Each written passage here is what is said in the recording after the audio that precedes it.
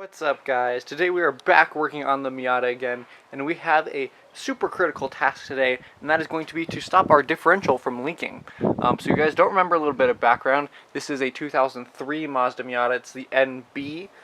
It is the Shinsen edition, so it has a limited slip differential, although I don't believe the seal actually is different for limited diff or limited slip versus not limited slip. I think they're the same thing because Rock Auto didn't have any differentiation between the two. So what we're gonna go ahead and do is pull out our axle, at least just like pop it out. We're not actually gonna undo this axle nut here. At least we're gonna try not to.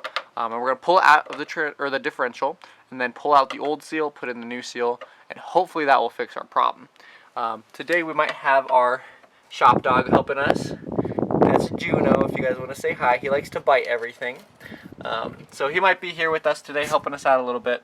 But what we're going to go ahead and try to do is, you can see this is the rear control arm. We got a lower control arm, upper control arm. We're just going to go ahead and try to undo this upper control arm bolt and then pull the entire, I want to say just like hub assembly down and forward, enough so that we can get that rear differential to kind of, or get the axle to pop out of the rear diff. So I think we're going to be okay with that.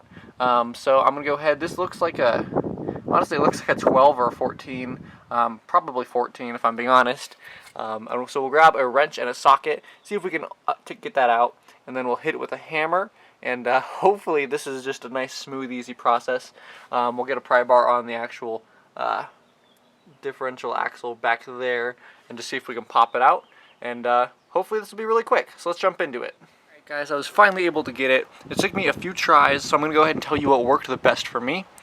So what I went ahead and did is undid the top one, and I actually undid the bottom one too, but that one didn't really seem to have too much of an effect. So I currently have just an extension sitting in there to hold it in as a pin. But what I went ahead and did is grabbed, technically you want like, this is a chisel, but like a pry bar would really work best, and then an extension. You want something really, really long, because see if I can get you guys under here with me. Alright, if you can see right there is the axle. Right, that shiny part is the part that's come out of the differential. I went ahead and just stuck a pry bar in there, and I had to pull it really, really hard. So much that I was like, oh no, am I actually going to hurt this? But it really just does need a really good pull. So as long as you have space for it to go with the control arm up there undone, you should be good. So now I'm going to go ahead and I'm going to just pull it out slowly with a rag underneath, because I'm pretty sure it's going to leak some fluid. And then we'll go ahead and pull that seal and put the new one in. Alright guys, here's the new seal versus the old seal. I put the old one on the box so it didn't get all oily. So you can see there's a little bit of a difference. This one has a metal kind of guard around it. It doesn't look like it comes off. It looks like it's all one piece. But other than that, the radius is the same, or I guess the diameter, and everything else is the same. So I'm going to go ahead and put it in, and hopefully this metal guard doesn't get in the way. Maybe it's just an updated piece or something. And if it does, then we'll have to order a new one without that. But let's go ahead and stick this back in. If you guys, I'll show you. If this is the car right here, it was stuck in like this, with the little kind of lip going outwards, like the lip like that going outwards.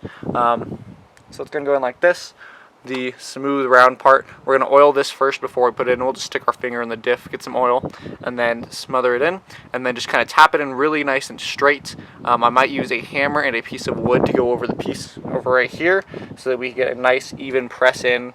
So let's go ahead and do that and see how it goes.